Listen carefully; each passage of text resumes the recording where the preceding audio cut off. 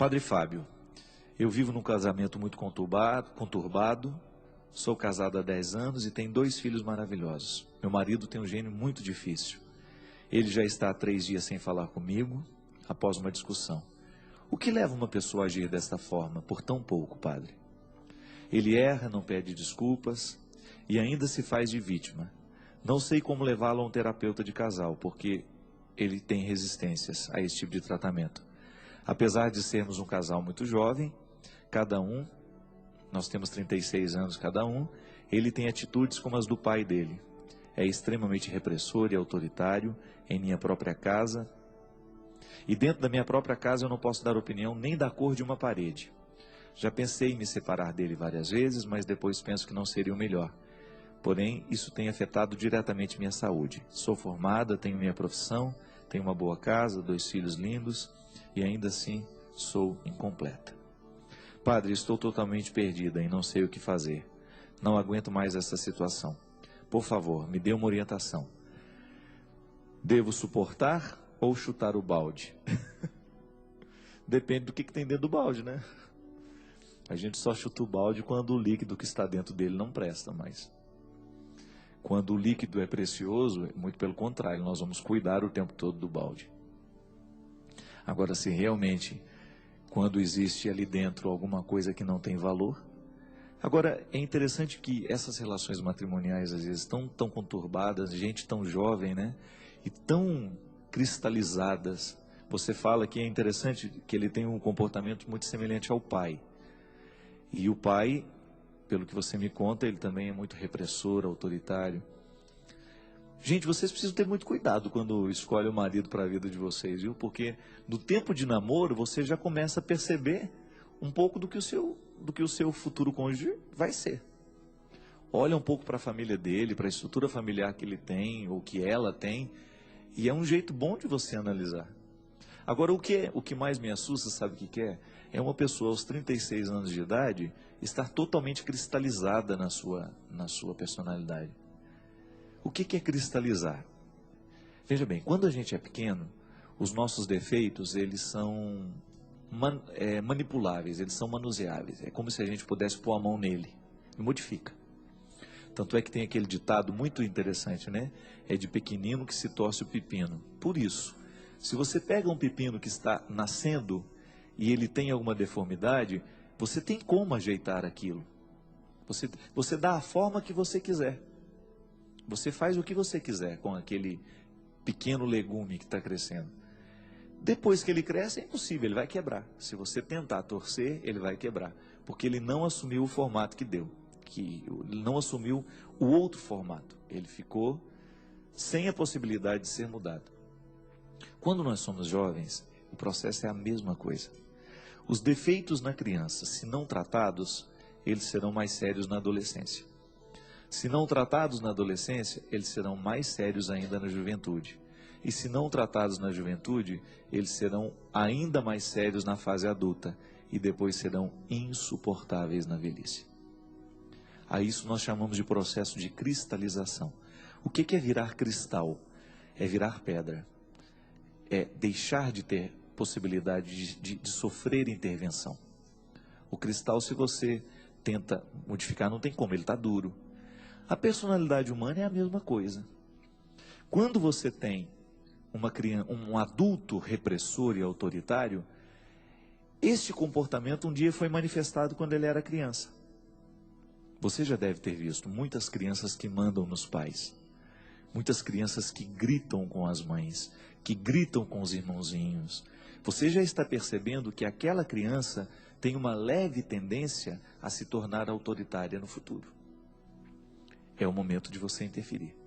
Se você não interfere naquela criança no momento em que ela está manifestando esse sintoma de autoritarismo, depois você vai ter um adolescente também com as mesmas características e ainda mais acentuadas. Porque, gente, vamos ser sinceros, concretos e reais. A idade acentua tudo o que a gente tem de ruim. Isso não é pessimismo, é realismo. Por isso que o ser humano precisa ter esta consciência.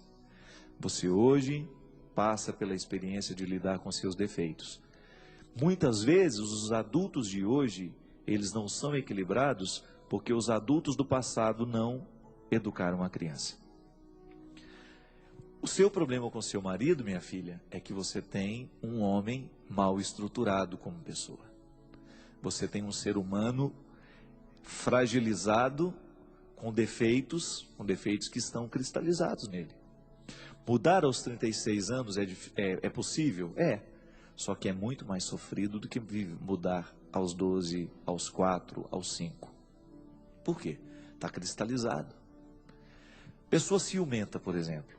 Quando é que ela aquele que tem o ciúme doentio, por exemplo, quando é que ela manifestou que tinha essa tendência a ter posse dos outros, a ter posse das coisas? Quando ela era criança.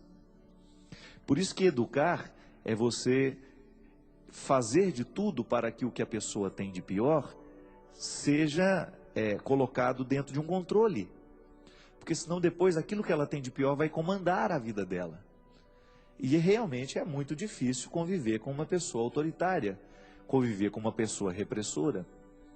Por outro lado, a gente é quase que você... Mas o que eu vou fazer com esse homem agora? Só que você também sabia que ele era assim. Você se casou com ele assim. Não acredito que ele tenha te enganado durante o processo do namoro.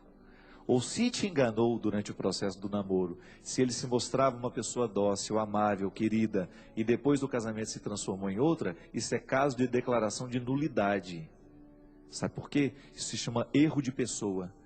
A pessoa ocultou um fator determinante da personalidade dela, e você casou-se com ela achando que ela era assim. Por isso que o namoro é o tempo de você descobrir o que o outro tem de melhor e de pior, e de saber se você quer isso para a sua vida. A sua expressão chutar o balde, ela é muito comum nos dias de hoje. Hoje tem muita gente chutando o balde, mas chuta o balde justamente porque o conteúdo que tem ali dentro não presta, não vale a pena. Então, realmente, existem muitos casais que chegam à conclusão, olha, nós só moramos juntos, mas nós não somos casados. Nós dormimos na mesma cama, temos até um álbum de casamento onde que tinha um padre lá presenciando a nossa cerimônia, mas a gente nunca se casou. Por causa disso, não é precioso o que se leva no balde. Então, se realmente o líquido do balde não tem valor, chuta-se com muita facilidade mesmo.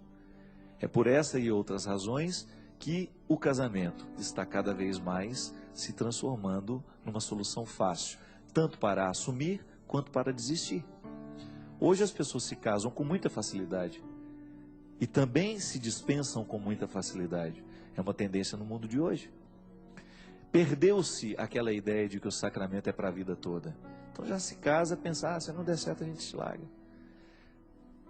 Isso daqui, esse quadro que nós temos diante de nós, uma mulher que com tão pouco tempo de casada, já chega à conclusão de que não é o homem que ela queria para a vida dela. Porque na verdade o que acontece é isso.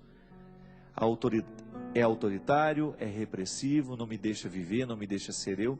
Veja bem, isso não é um homem que faz bem para você. Agora, você vai chutar o balde se você sabe que não tem valor. Agora, se tem valor, coloca tudo isso na mesa.